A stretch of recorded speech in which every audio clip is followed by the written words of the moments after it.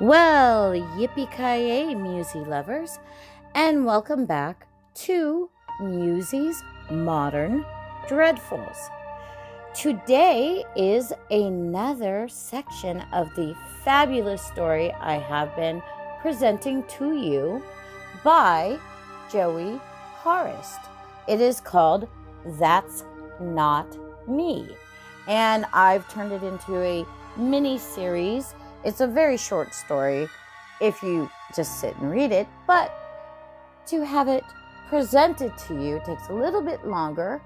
I've tried to record several times today, but I have a demon dog downstairs. As I may have mentioned, in my townhome, I have a downstairs neighbor.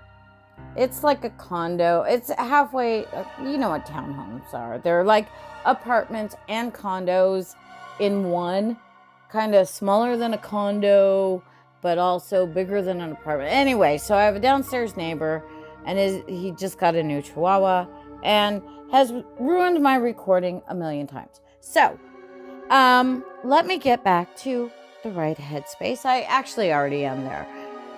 Get your beverages, relax, get comfy, stay comfy, and I just wanted to say, in case you have not thought or noticed this, but it seems to be a recurring theme lately. Doppelgangers. I just watched Us, which was made by Jordan Peele, who made Get Out. Excellent movie, Get Out. And I actually loved Us as well, because, well, I've always thought about what, everybody's supposed to have a twin or what have you, like, they have the same freckle as you, same, they're right-handed or left-handed just like you, same limp if you have a limp, and how unnerving and, well, horrifying the situation would be if you looked and they had the same looking husband or boyfriend or child or wife or what have you. So if you haven't seen Us, I liked it a lot, but some critics were like, well, these aren't doppelgangers. These are, well, I'm not going to give away the plot of the story. Anyway, so this story, of course, involves doppelgangers, evil twins, whatever you want to call it. You already know that if you listen to part 1 and 2. Today is part 3, and we're about to launch into part 3 again. Hopefully, I will not be disturbed by any ruckus. And in one moment, part 3 of That's Not Me by Joey Horist, and presented to you by Muse. Son of a witch! What's the matter? Allison asked.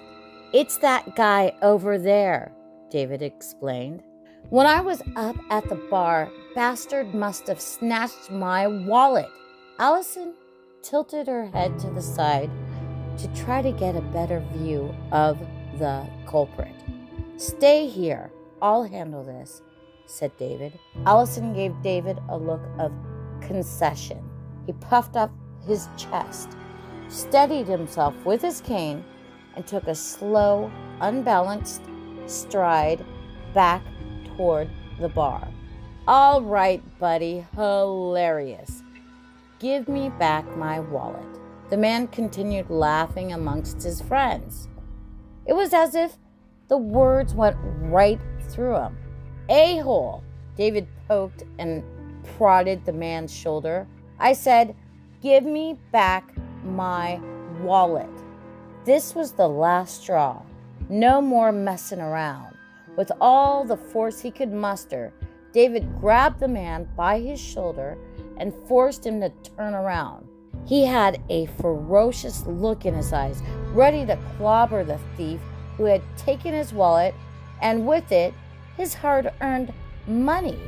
David's rage turned to astonishment when the pair locked eyes. Looking back at him was none other than himself. What was going on here? A deafening silence overtook the room. He was staring into a mirror. Every blink, every facial tick, this person could match with internet speed. It didn't stop with the face, though. His double could perfectly mirror any movement he preconceived. Suddenly, the look-alike let out a devilish smile, showing its first signs of life as a separate entity from David. He slid David's wallet into his coat pocket and gingerly slapped him on the shoulder, as if to say, "Thanks for letting him borrow it." He gave David an imperiling wink and casually headed out the door. Sound and life itself had finally returned as the humdrum conversations of customers flooded the airwaves once again. Hey, stop! Where do you think you're going?" David was at pains physically and mentally. His bummed leg had rendered him unable to pursue the man. He was only just out the door while the man was already turning the corner at the end of the block. Oh no, leaning against a light pole to ease the pressure on his leg, David huffed and puffed. Sweat and tears poured from his face, the face of a startled man with a bruised ego. A nice date with a lovely young lady had devolved into a disaster, seemingly almost before it even began. Now, to make matters worse, there was someone running around almost identical to David.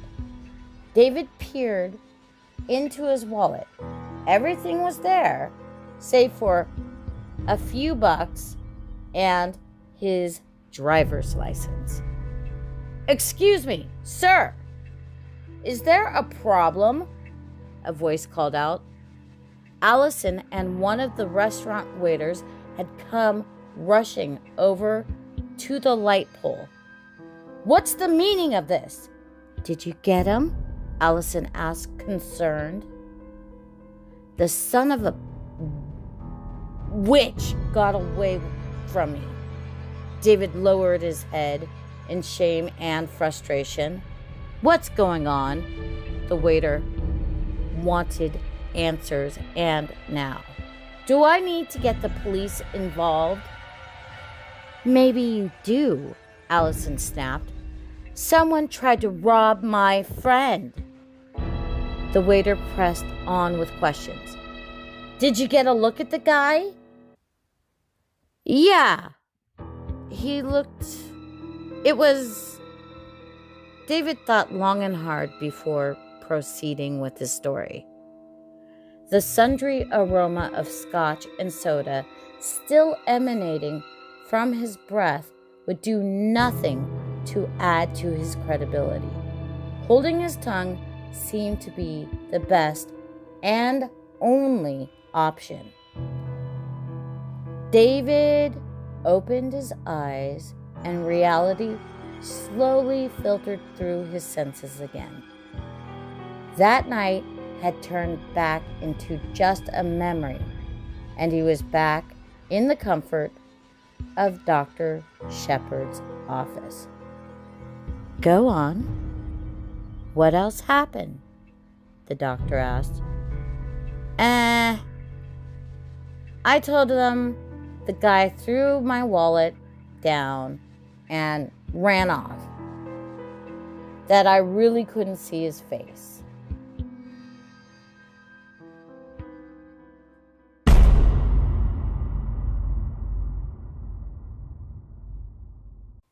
And with that is part 3, where I am, because I'm enjoying the story a lot. You know, when you really enjoy a story and you don't want it to end, I'm just enjoying doing the story so much.